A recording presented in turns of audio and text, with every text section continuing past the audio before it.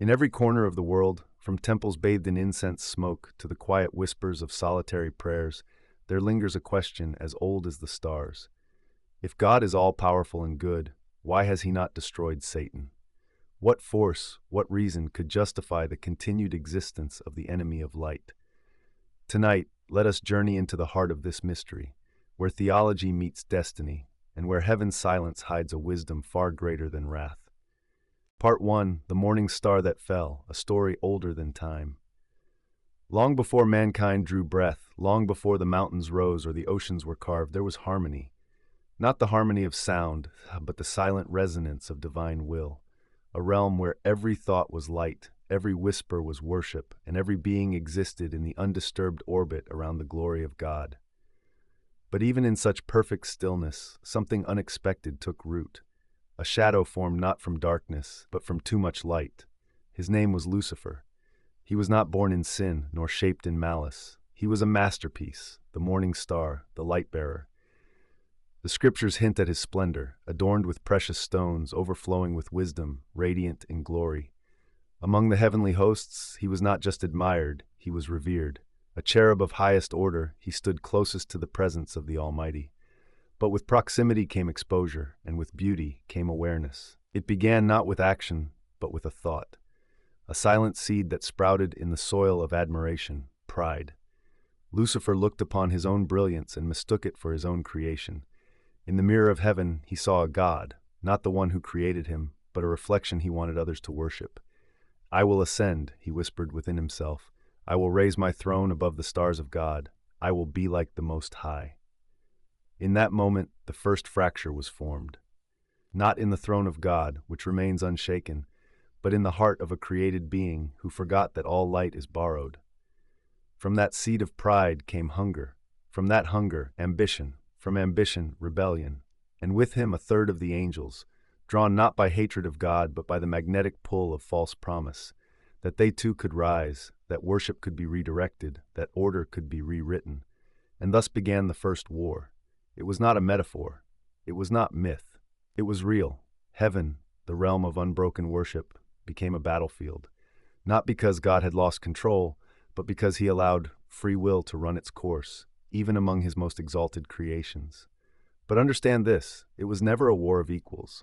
Many modern imaginations speak of a cosmic balance, light versus dark, good versus evil, as if God and Satan are engaged in an eternal struggle with uncertain outcome. That is not the reality. That is human storytelling, not divine revelation.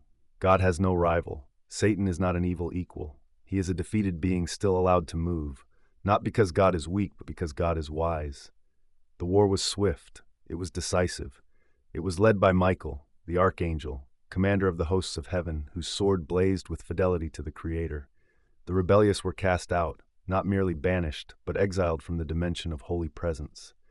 Lucifer, now stripped of his title and glory, fell, and with him those who followed. They were not destroyed, they were not erased. And this is where the mystery deepens. Part 2, The Cast Out Who Still Walks. Why Satan was not destroyed. The question echoes like a distant bell in the corridors of time. If Satan was cast down, why was he not destroyed? Why allow the defeated to still walk among the living? Why let the enemy of heaven roam the world, whisper in the dark, and tempt the hearts of men? It is here, at this junction of justice and mystery, that we uncover a truth not often spoken, yet deeply inscribed in the divine order of things. First, we must understand the nature of spirits. They are not flesh, they do not age, they are not bound to the cycle of birth and decay like mortal creatures. As God is spirit, so too are angels, including the fallen ones. And spirit does not die the way bodies do. To destroy a spiritual being is not as simple as extinguishing a flame. It is a matter of eternal judgment, not temporal violence. God, in his perfect justice, does not erase before he judges. He does not silence before truth is spoken. Every being, even Satan, will face a moment of divine reckoning. But that moment has not yet come. Why? Because judgment in the kingdom of heaven is not merely about punishment. It is about declaration, about unveiling truth before the entire creation, so that no one, not angel, not man, can say, "I was not heard, I was not given a choice." You see, God does not rush. His delay is not forgetfulness. His silence is not weakness. It is patience, purposeful, piercing patience that reaches into the depths of eternity. The fallen ones are not spared, they are reserved. Their judgment day is not canceled, it is scheduled. Still, the question burns brighter. Why allow them freedom until that day? Why give Satan time to sow discord, to deceive, to destroy? The answer lies not in fear, but in freedom. When God created angels and humanity, he gave them the most dangerous and sacred gift of all, free will. A will that could love or leave, worship or wander. Lucifer did not fall because God created evil. He fell because God created freedom, and freedom comes with risk. Could God have created beings who would never rebel? Certainly. But then what would love mean in a world where obedience was programmed? Love that cannot choose is not love. It is machinery. Worship that cannot stray is not holy. It is hollow. This is the core of the mystery. God values true love more than safe control. He values freely given hearts more than programmed loyalty. He would rather risk betrayal than rule over puppets. And in that risk, he made room for rebellion, but also for redemption. If God had destroyed Satan the moment he turned, what would that teach the rest of creation? Fear, silence, obedience from trembling, not from truth.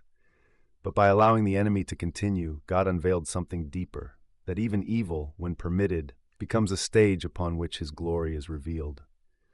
Look to the wilderness. When Jesus walked into the desert, led by the Holy Spirit, Satan was there, not by accident, but by design. He came to tempt, to corrupt, to derail the Son of God.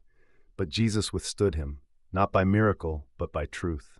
It is written, he replied to every lie, and through that confrontation, he proved himself worthy to bear the weight of the world's sin. Without Satan's presence, there would be no temptation. Without temptation, no triumph. Without triumph, no sacrifice. Without sacrifice, no redemption. Even the enemy's darkest schemes become threads in the divine tapestry. That does not make Satan a servant. It proves God is sovereign. Part 3 of Demons and Thrones, the Hidden Hierarchies of Darkness. Not all that is dark moves in chaos. Not every shadow is wild. In the unseen world, even rebellion has a structure. Even darkness has ranks. To many, Satan and demons are one and the same, interchangeable symbols of evil. But in the realm of spirit, precision matters. What we misunderstand, we underestimate, and what we underestimate, we often fall prey to. The Bible makes a clear distinction, one that many overlook. There is Satan, the adversary, the accuser. There are fallen angels, once radiant beings who served in the courts of heaven. And then there are demons, disembodied spirits, twisted and restless, desperately seeking a host to inhabit. The fallen angels were part of the original rebellion. They stood in glory, sang the harmonies of creation, and then, seduced by pride and promise, followed Lucifer into exile. They were not stripped of their intelligence. They were not robbed of their spiritual nature. They still possess hierarchy, strategy, and influence. What they lost was their place, their proximity to the throne, their right to carry light. But demons are different. The Bible never explicitly traces their origin, yet describes their condition with haunting clarity. They are unclean spirits, roaming, pleading, hungering for form. When Jesus cast out a legion of demons in the region of the Gerasenes, they begged him not to send them into the abyss, but instead into a herd of pigs. They are not kings of darkness, but parasites of fear. They do not influence systems, they possess individuals. Fallen angels move across nations. They whisper to thrones, they infiltrate ideologies, manipulate empires, and twist entire cultures. They are the principalities and powers Paul speaks of, not random spirits, but organized dominions. For we do not wrestle against flesh and blood, Paul wrote, but against principalities, against powers, against the rulers of the darkness of this world, against spiritual hosts of wickedness in the heavenly realms. These are not figments of imagination. They are invisible tyrants, silent influencers, commanders of confusion, and their leader Satan sits not in a fiery throne of chaos, but in cold calculation. He is not a monster of impulse, but a strategist of deception. His goal is not only to corrupt, but to counterfeit, to offer a version of truth with just enough poison to turn salvation into slavery. Understanding this hierarchy matters, because if we think evil is disorganized, we let our guard down. But in truth, hell is not in disarray, it is in order, a corrupted mirror of heaven's beauty, used to wage war against mankind's soul. But again, the question arises, why would God allow such an intricate, structured evil to persist? The answer brings us back to that eternal axis: choice. Just as light can be rejected, truth can be resisted, and love can be refused, evil too must have its stage so that goodness may be chosen. Without the presence of falsehood, faith has no value. Without the option to be deceived, trust is merely automation. And perhaps most mysteriously of all, the presence of evil awakens in us the cry for the good. The very presence of opposition sharpens the soul, refines the will, and prepares the heart for eternity. Part 4. Why God Waits. Love that withholds the sword. There is a kind of silence that speaks louder than thunder, a stillness so deliberate it echoes through eternity. It is the silence of a sword that could strike, but doesn't. A silence that comes not from weakness, but from infinite strength restrained by love. That is the silence of God. Many ask, why doesn't God just destroy Satan now?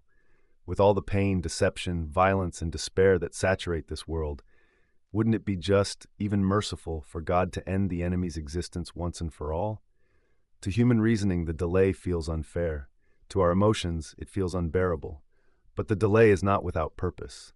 God does not operate in reaction. He moves in revelation. Understand this. Satan's defeat is not pending. It is already written. It happened on a hill called Calvary, where the cross stood not as a symbol of failure, but of cosmic triumph. Jesus did not merely suffer. He conquered. With every drop of blood, he sealed the fate of the accuser. What remains is not the outcome, but the unveiling. God's plan is not merely to destroy evil. It is to reveal his justice, his love, and his order to all creation. And true justice is never rushed. It is seen, it is declared, it is understood. That is why Satan still walks the earth. That is why the fallen angels still move, because their final judgment must be seen not only by God, but by every being who has ever questioned good and evil, light and darkness. So that when the final sentence is spoken, no one will ever say, "I didn't know." This divine patience is not indifference. It is precision. Every moment the enemy is allowed to continue, he unknowingly builds his own case, his own condemnation. He becomes his own prosecutor. And in that waiting, something else happens, something holy. You and I learn to choose. In a world with both light and shadow, we are invited not to follow blindly, but to see clearly. To walk not by fear, but by faith. To overcome, not because it is easy, but because it is worth it. God's delay teaches endurance. It refines trust. It burns away false hopes and awakens something unshakable. The longer the night, the more precious the dawn. There is no glory in forced obedience, no true faith in mechanical submission. God waits because love waits, and only love dares to give you the freedom to choose, even when that choice wounds him. He could have struck Satan down in an instant. But if he had, what would we have learned? Fear, yes, but not love. Silence, yes, but not transformation. God's desire is not merely that we obey, it is that we become, not slaves who kneel because they must, but sons and daughters who rise because they believe. The delay of judgment is not absence, it is invitation. The sword is not sheathed in forgetfulness, it is restrained in mercy. And so, the drama continues, not because God is unsure, but because he is patient, not because he is soft, but because he is strong. And this strength is revealed not in destruction, but in redemption. Part 5. When the enemy serves the plan, the irony of divine sovereignty. Could it be that the one who seeks to destroy has, in his rebellion, become a tool in the hands of the very God he defies? This thought may unsettle the soul. It may sound dangerous, almost blasphemous. Yet within the pages of Scripture, this paradox gleams like a hidden jewel, that even Satan, in all his malice, cannot escape the grasp of divine sovereignty. It is not that God partners with evil. It is not that he delights in sin or applauds the schemes of darkness. No, God is holy. God is light, and in him there is no shadow. But the brilliance of his sovereignty is this: even what opposes him must bow to his will. Even the blade swung by the enemy may end up carving a path to God's glory. Consider this: Satan, in his cunning, tempted Judas to betray Jesus. A whisper in the dark, a crack in a soul, and the Son of God was handed over for silver. A perfect strategy to dismantle the Messiah, to sever salvation at its root. But instead of ending the plan of redemption, Satan triggered its final act. The betrayal led to the cross. The cross led to the resurrection, and the resurrection crushed the serpent's head. What the enemy intended for destruction, God used for victory. Do you see it? This pattern is not accidental, it is eternal. Again and again, throughout Scripture, we find the enemy sowing chaos, only for God to reweave it into something glorious. Joseph, sold by his brothers, later saved nations. The people of Israel, oppressed in Egypt, became the very stage upon which God displayed his wonders. The early church, persecuted by emperors, spread across the world like wildfire. Satan plays chess, but God plays eternity. This does not mean we should thank evil. Far from it. Evil is real. It wounds. It kills. But what it cannot do ever is outmaneuver God. That is the fear of hell and the hope of heaven, that the Creator is never surprised, and his plan does not break. It absorbs, it reclaims, it resurrects. Even now, as the enemy prowls like a lion, seeking whom he may devour, he is unknowingly contributing to the final story. A story already written, already sealed, already victorious. He is not the author. He is the warning, the contrast, the backdrop against which light shines ever brighter. In this, we learn a sacred truth. Not everything painful is purposeless. Not every storm is without design. Sometimes the greatest breakthrough is birthed through betrayal. Sometimes the deepest transformation begins in the wilderness. So if you are in a dark valley, if you are facing temptation, confusion, or loss, remember, nothing is wasted, not even what the enemy throws at you, because the hands that hold the stars also hold your story. And even in your suffering, God is writing something beautiful. Part 6, the final courtroom, where justice and mercy meet. There is a throne that no rebellion can touch, a courtroom where no lie can hide, a day already written, not in ink but in eternity, when every voice will be silenced and only truth will speak. That day is not a metaphor. It is not symbolic. It is a reality, one as certain as sunrise and more permanent than death. The Bible calls it the Great White Throne. It is where time ends and judgment begins, where mercy and justice, twin flames of God's nature, finally converge. For too long the enemy has whispered, there is no consequence, there is no reckoning. But those whispers will end. Satan, his angels, every force of darkness, and all who chose lies over light, they will stand before the judge who sees all, who forgets nothing, and who judges not only actions but motives, intentions, the hidden fabric of the soul. But hear this, the judge is also the Lamb. The one who will sit upon that throne is the same one who bled for the very souls who will stand before him. He is not a tyrant. He is not distant. His hands bear scars, and his eyes carry compassion deeper than the sea. So when he judges, it will be perfect, not cruel but clear, not rushed but righteous. God does not delight in condemnation. He longs for restoration. He does not revel in punishment. He reaches for the prodigal, even in the final hour. But justice must be done. What was broken must be made whole. What was hidden must be revealed. And in that moment, when the books are opened, the book of life will be read. Not as a list of perfection, but as a record of redemption. Names written not by deeds, but by blood. Not earned, but received. As for Satan, he will fall once more. Not with pride, but in defeat. Not in rebellion, but in chains. The enemy of all light will be cast into the lake of fire, not as a victor, but as a prisoner. And silence will fall. Not a silence of fear, but a holy hush of peace. There will be no more darkness, no more tears, no more death. The kingdom will be restored, the king will reign, and the universe will finally exhale. And what about you? That is the question behind all questions. This story is not merely about angels and demons, or past rebellions and future judgments. It is about you, your freedom, your choices, your story. You live in the time of patience, the era of mercy, the window between the fall and the finale. What will you do with it? The same God who allowed Satan to choose allows you the same, to follow or to flee, to trust or to turn away. But remember, his silence is not forever. The day is set, the throne is ready, the Lamb is waiting. Let no one say they were not invited.